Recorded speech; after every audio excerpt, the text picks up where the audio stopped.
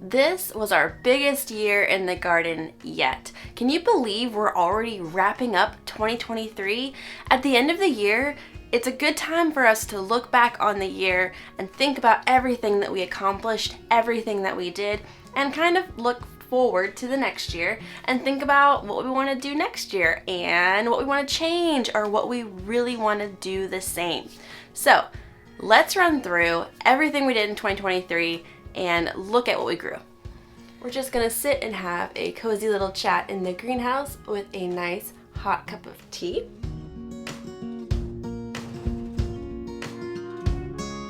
Hey friends, welcome to Wild Hearts Homestead. If you're new, my name is Melissa. I own 2 acres in Lawrence, South Carolina, and I am homesteading with 2 little kids. We started our year in garden zone 7B, but just a couple months ago they changed the zones and now we are 8A. This doesn't change our frost dates, it just changes our highs and lows temperatures for a year. The goal of my channel is to encourage you and let you know that it is possible to homestead and be a single parent, and that it is possible to homestead with a child with disabilities. When I first started looking into homesteading, I was trying to find information from people that had a child with a disability that were farming, homesteading, gardening, and I really couldn't find any information. So the main goal of my channel here is to give you hope and encouragement that this is possible. So in 2023, I had planned to add no animals, not do anything new, and just focus on what we already had going on. That didn't happen. You shouldn't be surprised. In 2023, we got milk sheep. We added more chickens to our flock. We added Easter eggers, and we got some more golden comets. We did sell chicks or pullets this year to help cover the cost for the chickens that we got. So there was that. My friend over at the Babcocks, Mariah, she measures her garden produce every year and then tallies it into how much that would have cost if she had bought it from the grocery store. And I think that's an awesome idea. I didn't go quite that far. I did measure some, not all of it. When it got to be about September, it was so much coming in from the garden and there was so much going on that I just stopped measuring. So there's probably a lot more that came out of our garden. I didn't measure stuff that went to the animals. I didn't measure stuff I gave away. There was times where we were about to head out to a family gathering and I just ran out to the garden and grabbed some stuff to take with us and didn't measure it at all. So the amount we got from the garden is more than what I measured, but this is what I have. So let's start with the beginning of the year. We started our cold crops and we built our new greenhouse early in the year with help from family, and we were able to grow more than we ever have in any year before. I had family come and help keep the plants covered when we had February being 70 degrees and then dropping back into freezing temperatures.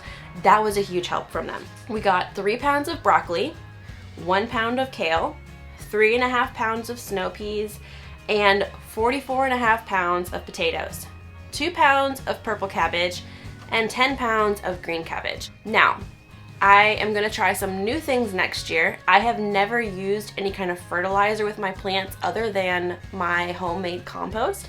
So this year we are gonna try using some fish emulsion and see if that will help our plants to go from seed to harvest faster.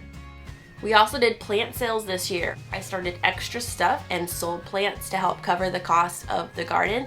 And what we had left, we planted in the ground. So from our tomatoes, from cherry tomatoes, they were absolutely bonkers this year. There was more cherry tomatoes than I knew what to do with, and I still have gallons of them frozen in the freezer. We got 25 pounds of cherry tomatoes, 12 pounds of Roma tomatoes, 27 pounds of beefsteak tomato. Now, I still have a ton in the freezer that I still need to process. It got to where there was so much coming in and the house was already very warm from the summer, and I thought, you know what, we'll just freeze it, and then in the wintertime, when it's cold, then we'll like cook stuff down and make sauces and things. Then it'll help heat the house and we won't have to be paying for the air conditioner. We also grew a ton of holy basil this year. I gave tons of it away. We made a bunch of tea. I only wrote down that I made 5 gallons, but I'm pretty sure that there was a lot more that we made and just didn't count. Our summer garden does really, really well. One thing that didn't do so well this year was the squashes. I only got 6.5 pounds of yellow squash and 3 pounds of zucchini. Normally squash does really well for me, but our spring here was so wet. It was raining or misting every single day. And so every time my seedlings came up, the slugs just came and just chopped the whole top of them off and they would die. So that is not normal. That's not something that we normally deal with.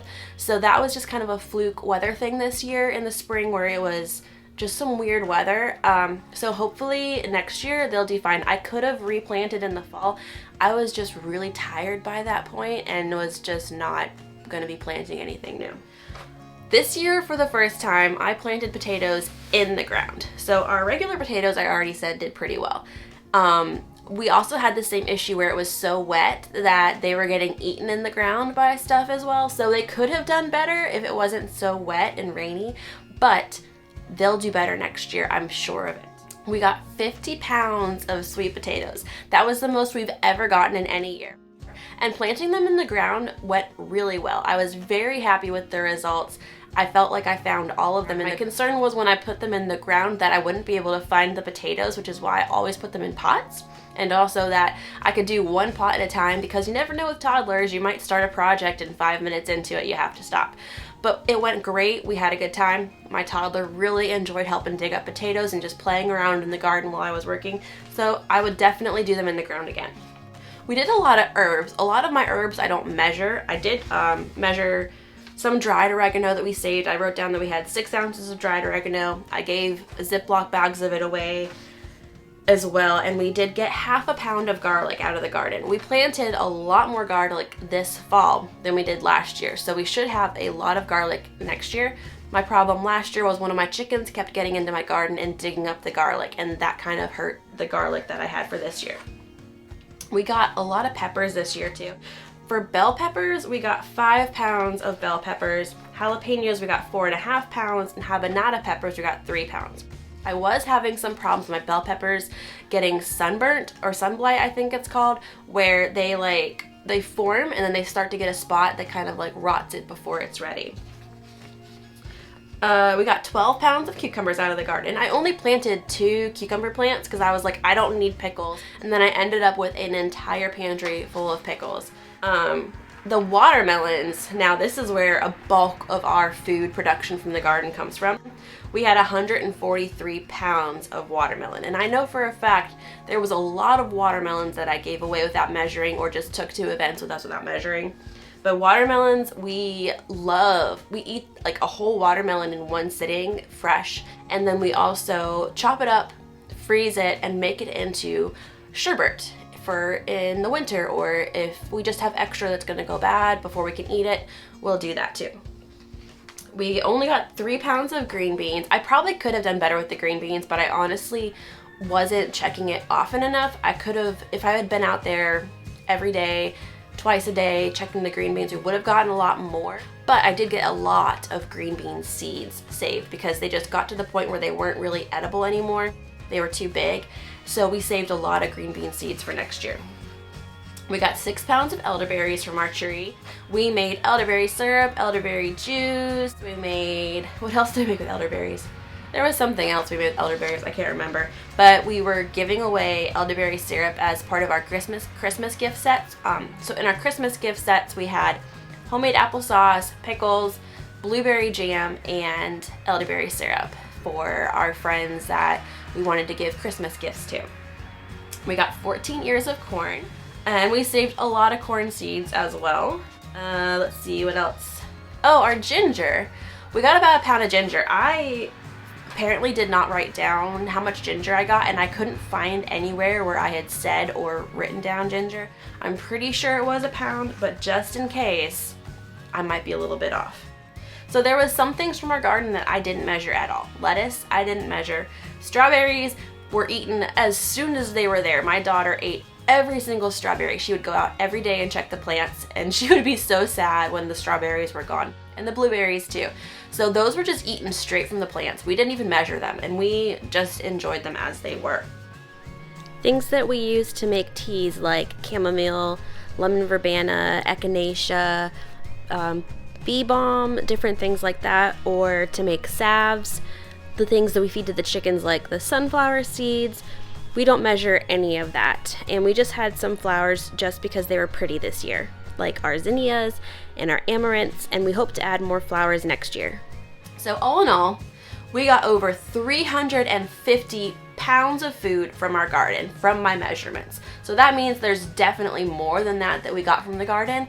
And I feel like that's pretty amazing. This is the biggest garden I've ever done. My very first garden as an adult I started was a 4-foot by 4-foot garden space. So to see how we have grown from that into what we're doing now is pretty amazing. So I still have space in my big garden that I didn't use this year, and so my hope is this year to be able to use up that entire space and be able to do more business-wise, like be able to do the farmer's market or put the table out by the road. Increase my flock size so that I can sell eggs, or even looking into doing a herd share with my milk sheep. So I'm really hoping to be able to push towards more of a business model with what we're doing here and be able to make it something that helps us cover the cost for our garden and our animals. I have a lot of ideas of things that I want to do. This year, I promise, no more new animals, no more new projects, maybe. You know how it is, like I'm always like, oh no, we're not gonna do anything new, and then it's like a bunch of stuff needs to get done. I really want to focus on finishing the projects that are not done, like the greenhouse. There is still work that needs to be done on this. I need to caulk the windows and paint and finish up stuff in here and finish up redoing the chicken coop. So there's a lot of stuff that still needs done. There's a lot of projects that need done. I need to work in the barn and get stalls ready for lambing in the spring, and you know, do some upgrades and stuff like that, and do some projects on the house. But I am not planning on doing any new big projects or getting any new animals this year. We would really like to just perfect what we're doing and work on making what we're doing more efficient and more productive, and work on turning that more into a business model. So I hope that you found this enjoyable. I'd love to hear how your gardens are doing. If you did a garden totals video for the year, link it below so we can all see how your garden did, and let us know what area you're in. Thanks for hanging out with me today and enjoying a nice hot cup of tea in our beautiful sunny greenhouse. I will see you next time. Bye.